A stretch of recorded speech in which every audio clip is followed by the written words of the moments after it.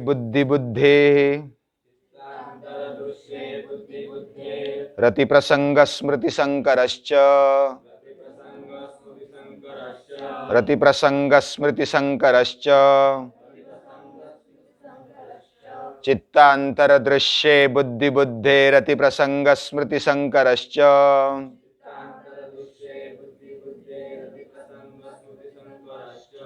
एक समये चोभयानवधारणम् एक समये चोभयानवधारणम्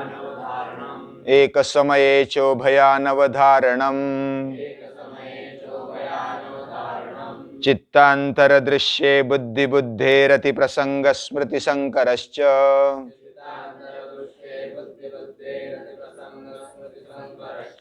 चित्तांतर दृश्ये बुद्धि बुद्धे रति प्रसंग स्मृति संकरश्च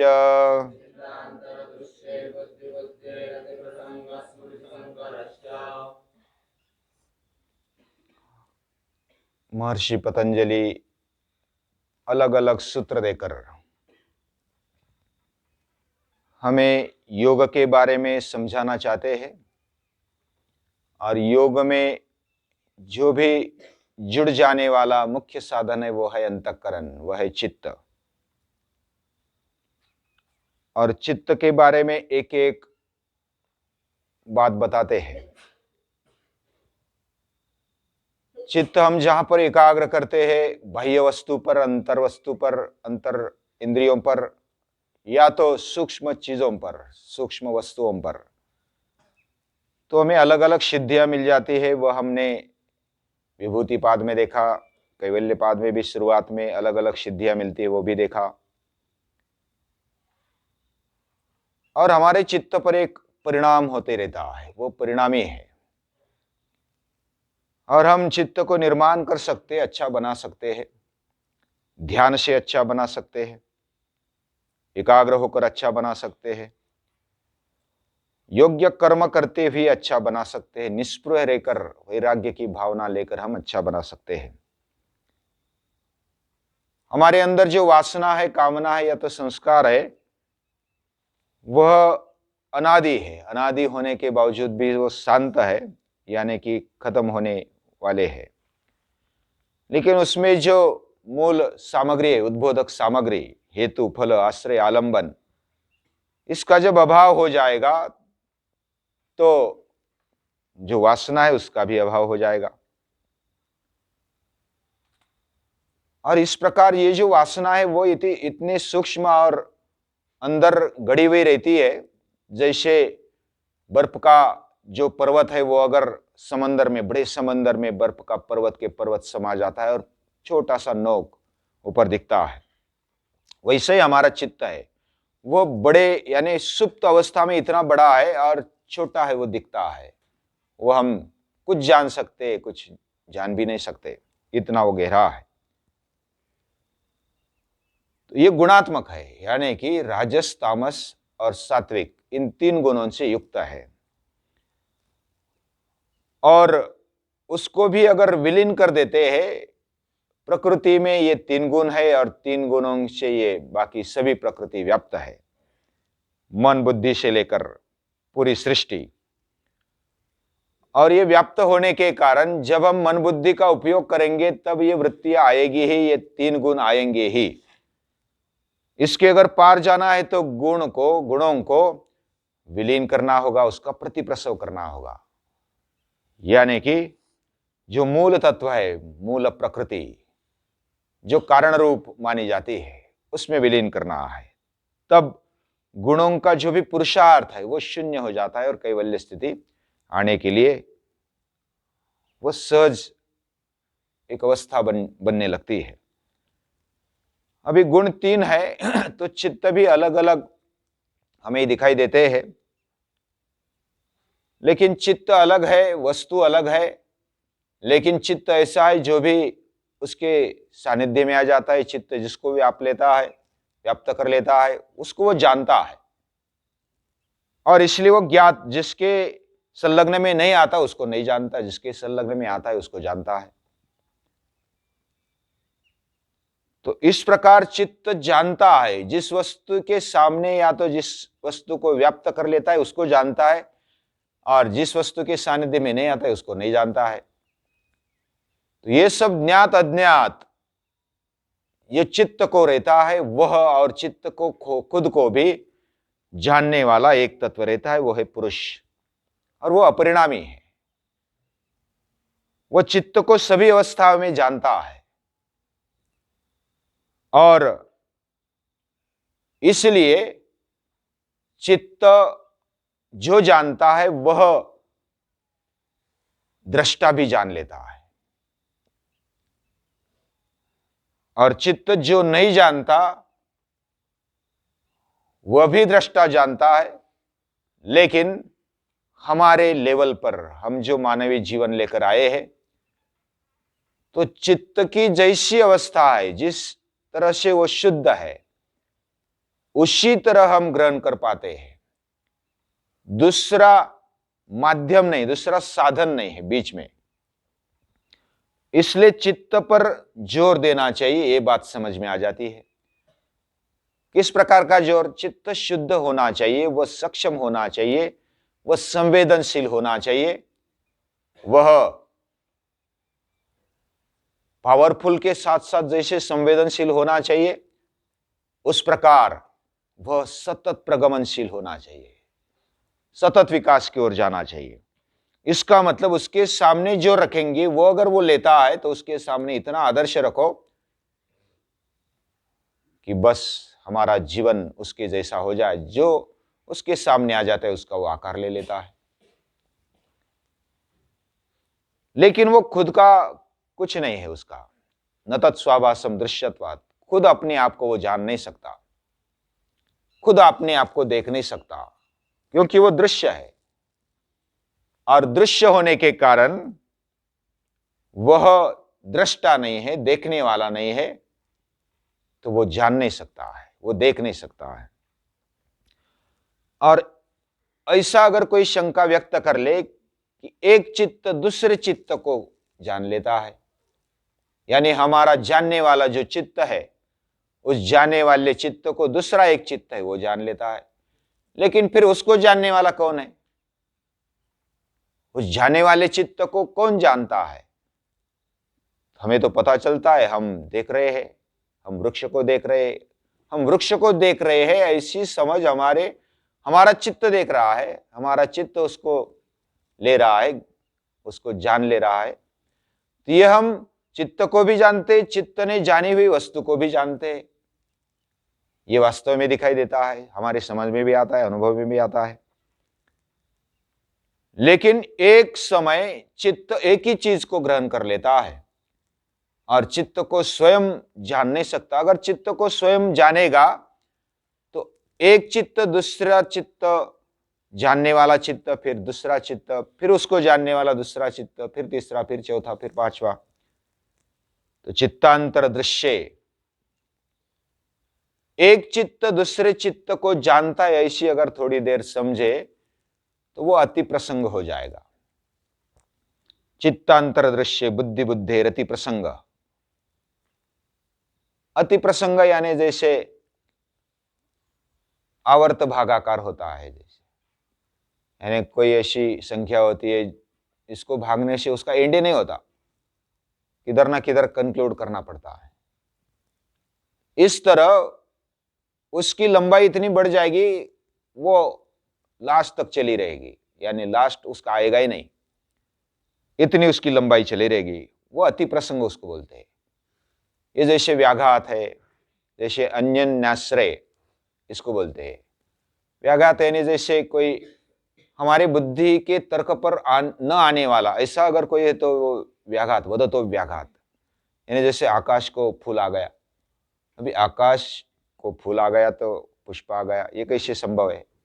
जैसे कोई खरगोश को शिंग आ गया, तो ऐसा थोड़ा ही है। ये बोलना और तर्क, इसमें उसका तालमेल नहीं है, उसको व्याघात बोलते हैं। अन्योन्याश्रय, जैसे अंडा पहले क्या मुर्गी पहले, ऐसा हम कभी कभी प्रश्न सोचते हैं ना, तो अंडे से मुर्गी बनती है, मुर्गे से अंडा मिलता है, तो पहले कौन सा है? तो ये अन्योन्याश्रय, इसको दोष बोलते हैं। यानी विधान अगर कोई करना है तो ऐसा दोषयुक्त विधान करेंगे तो उसको सिद्धांत नहीं बोल सकते, वो सिद्धांत तत्व में नहीं आता है। वैसा ये जो है चित्त को जानने वाला दूसरा चित्त, ऐसा बोलना ये अति प्रसंग है, यानी अतिरेक है। बोलने में वो इतना लंबा होगा कि इसका कोई अंत नहीं होगा। तो इस प्रकार ये अति प्रसंग होने के कारण ये चित्त दूसरे चित्त को जानने वाला चित्त नहीं हो सकता, तो दृष्टा ही हो सकता है, होता है। और इधर बुद्धि बुद्धे इधर शब्द उपयोग में लाया। हमारा चित्त ये अंतःकरण है, हमने बहुत बार देखा। अंतःकरण यानी अंतःकरण चतुष्टय, कौन सा? मन, बुद्धि, चित्त और अहंकार, ये अंतःकरण चतुष्टय है। ये लगभग एक ही है। उसमें अलग अलग काम करने के कारण, अलग अलग उसके व्यापार होने के कारण हमने उसको अलग अलग नाम दे दिए। यानी हमारे ऋषियों ने, यानी मनुष्य ने, समझने के लिए। अभी जब चित्त कोई ऐसा निश्चित कर लेता है, कोई बात, यानी हमारा मन कोई चिंतन करता है, किसी वस्तु का अभ्यास करता है, तो वहां कुछ निश्चित समझ हमारे अंदर घुस जाते, अंतःकरण में घुस जाते, जिधर घुस जाते उधर वो उसको बुद्धि बोलते हैं। और जो जानने वाली है, जिसको बोध होता है, वो बुद्धि है, बोध। जो जानने वाली है उसको जानने वाली और एक बुद्धि है, ऐसा अगर समझेंगे तो ऐसी लाइन के लाइन लग जाएगी, उसका अंत नहीं होगा। बुद्धि बुद्धे है अति प्रसंग, वो अति प्रसंग हो जाएगा। और स्मृति संकरश्च, स्मृति संकर भी हो जाएगा, यानी इतनी स्मृतियां हो जाएगी, इसको याद रखना, उसको याद रखना, फिर उसको याद रखना, फिर इतनी लाइन लग जाएगी कि उसका अंत नहीं होगा। तो कौन सा याद रखेंगे? वो स्मृति का संकर भी हो जाएगा, यानी स्मृति में तालमेल नहीं रहेगा, हाँ, उसमें गड़बड़ हो जाएगी। इस तरह जो हमारा चित्त है वह जिस वस्तु को जानता है, जो चित्त वह दृष्टा जानता है और खुद चित्त को भी जानता है। इसलिए हमें समझ में आता है, मैं सूर्य देख रहा हूं, वो तेजस्वी है, उसका रंग लाल पीला और बड़ा प्रकाश भरा है। ये हम देखते हैं, इंद्रियों से देखा, चित्त ने उसको ग्रहण किया और चित्त में वह प्रतिबिंब पड़ने के कारण हमारे अंदर उसका ज्ञान हो गया। ये एक बात हो गई। अभी चित्त जिसके सानिध्य में आ गया उसको उसने ग्रहण कर लिया, एक बात, यानी उसका जो भी पदार्थ ज्ञान है वो उसको हो जाता है। और दूसरी बात, और उसमें और एक वृत्ति आ जाती है, कौन सी? काम क्रोधादि विकार भी आ जाते हैं चित्त में। तो उसको चिपक कर, जो ज्ञान हमने प्राप्त किया उसको चिपक कर बाकी भावनाएं भी लटक जाती है, वो दूसरा दृष्टिकोण चित्त में आ जाता है, यानी एक वृत्त्यात्मक ज्ञान इसको बोलते हैं।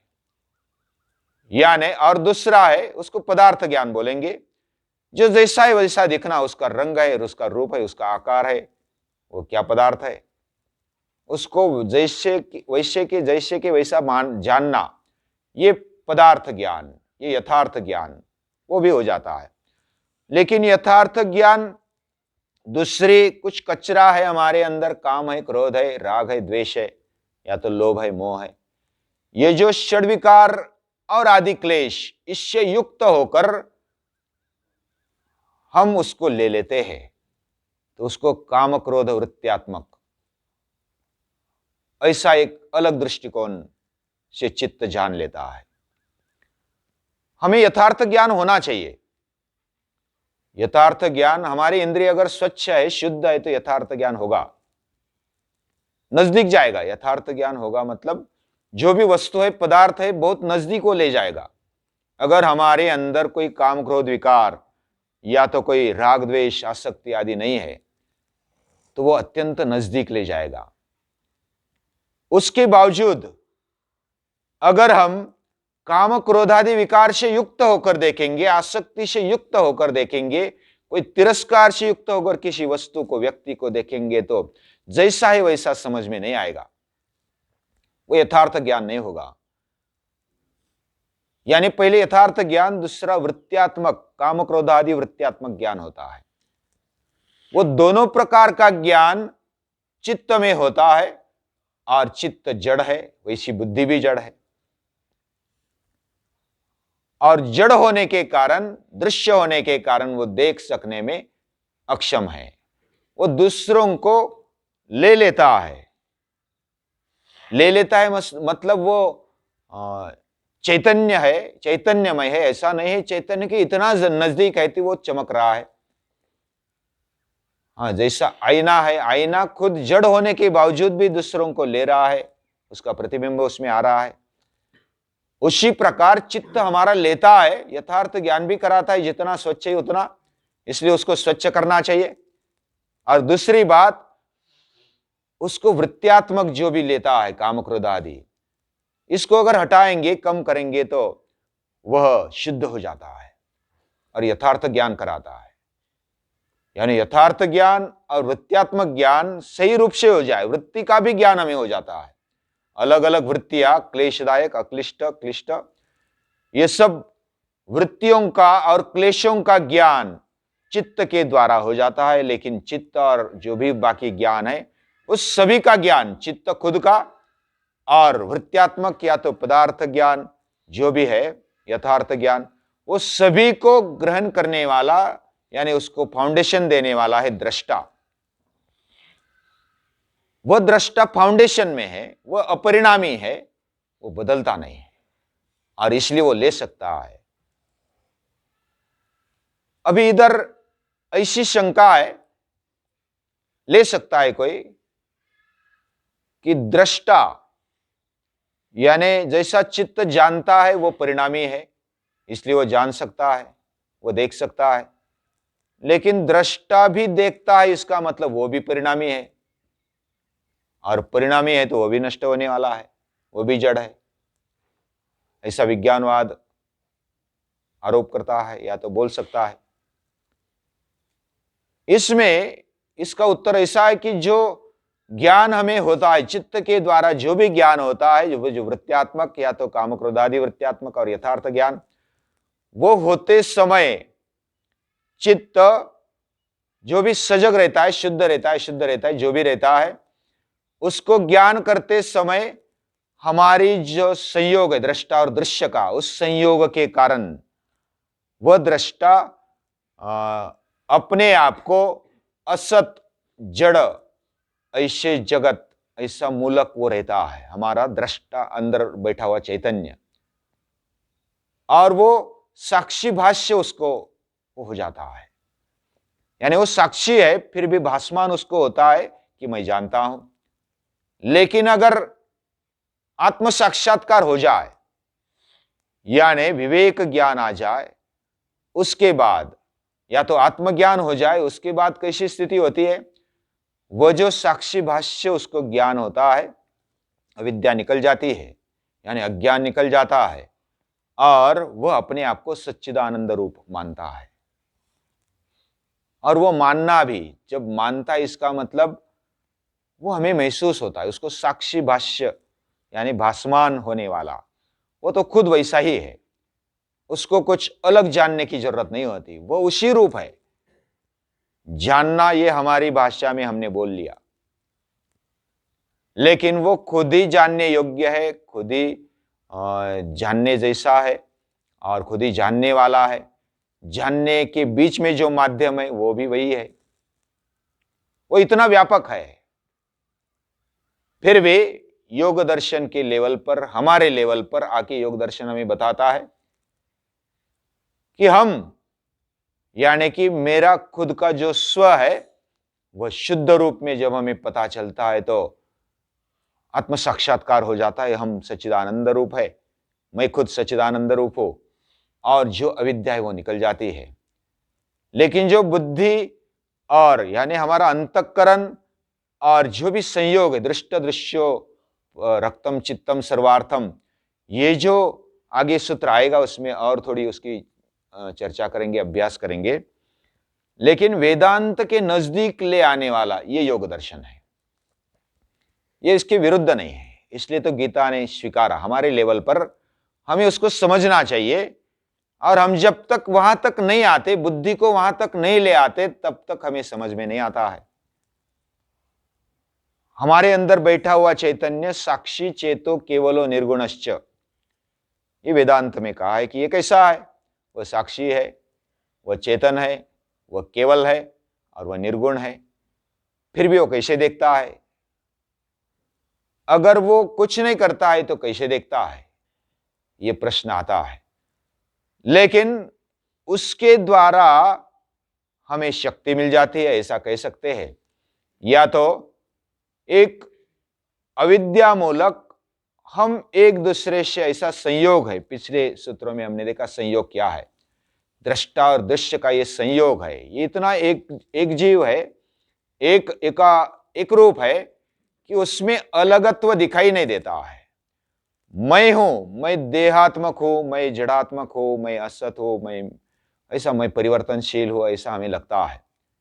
लेकिन वास्तव में दृष्टा का रूप ऐसा नहीं है, फिर भी अविद्या के कारण ऐसा लगता है। और जो ज्ञान होता है, आत्मज्ञान होता है, तब वो वही स्वरूप बन जाता है, वही समाधि की अवस्था है, वही कैवल्य अवस्था है। लेकिन जैसे भी आगे जाएंगे वैसे हमें स्पष्टता आ जाएगी, पता चल जाएगा कि क्या क्या है। तो यहां तक यह समझना है कि चित्त और चित्त को जानने वाला यह दृष्टा है। चित्त ने जो जाना वह भी जानने वाला दृष्टा है, और दृष्टा है ये अगर समझ में आता है तो फिर अति प्रसंग नहीं होगा और स्मृति संकर भी नहीं होगा। तो ये समझ हमारी दृढ़ होनी चाहिए, और ये समझ दृढ़ हो जाए ऐसी महर्षि पतंजलि की कामना है। हाँ, आगे और देखेंगे, वो कल देखेंगे।